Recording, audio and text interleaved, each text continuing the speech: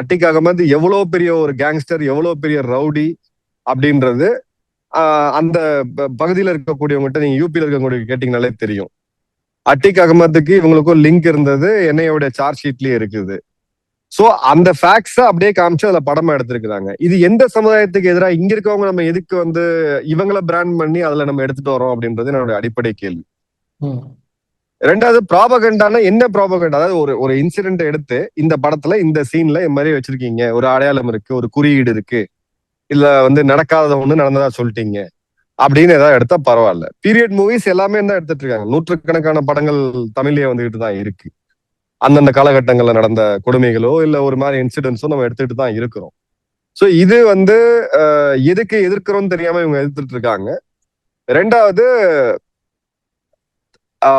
இதோடைய இது உண்மையாவே ப்ராபகண்டாவா இருந்தது அப்படின்னா 1300 கோடி 10 நாள் வசூல் பண்ணி இது உலக லெவல்ல ஒரு இந்தியாவுடைய வரலாற்றிலேயே இப்படி ஒரு திரைப்படம் இல்லை அப்படின்ற அளவுக்கு மக்கள் முட்டாள் கிடையாதுல்ல. நீங்க அடிப்படையா நீங்க எவ்வளவு பெரிய அறிவாளியா வேணா இருக்கு. 4 மணி நேரம் ஒருத்தன் போயிட்டு தேட்டரை நகராம படம் பார்த்துட்டு வரானா அவன் முட்டாளா இருக்க முடியாதுல்ல. ஒருத்தர் பார்க்கலாம், 2 பேர் பார்க்கலாம். இந்த கருத்துக்கு எதிராக இருக்கக்கூடிய என்னுடைய பல நண்பர்களே போய் பார்த்துன்னு சொன்னாங்க, ரொம்ப அவுட்ஸ்டாண்டிங்கா எடுத்திருக்காங்க அப்படின்னு சொல்லிட்டு. என்னுடைய ஒரு நெருங்கிய நண்பர், என்னோட சப்ஸ்கிரைபர் கன்னியாகுமரியில ஒரு ஒரு தியேட்டர்ல இருந்து வீடியோ எடுத்து அமைச்சிருந்தாரு எனக்கு. அதுல பாத்தீங்கன்னா அதுல இத்தனைக்கு தமிழ் டிரான்ஸ்லேஷன் சரியா இல்லை அப்படின்றதான் ஃபீட்பேக்.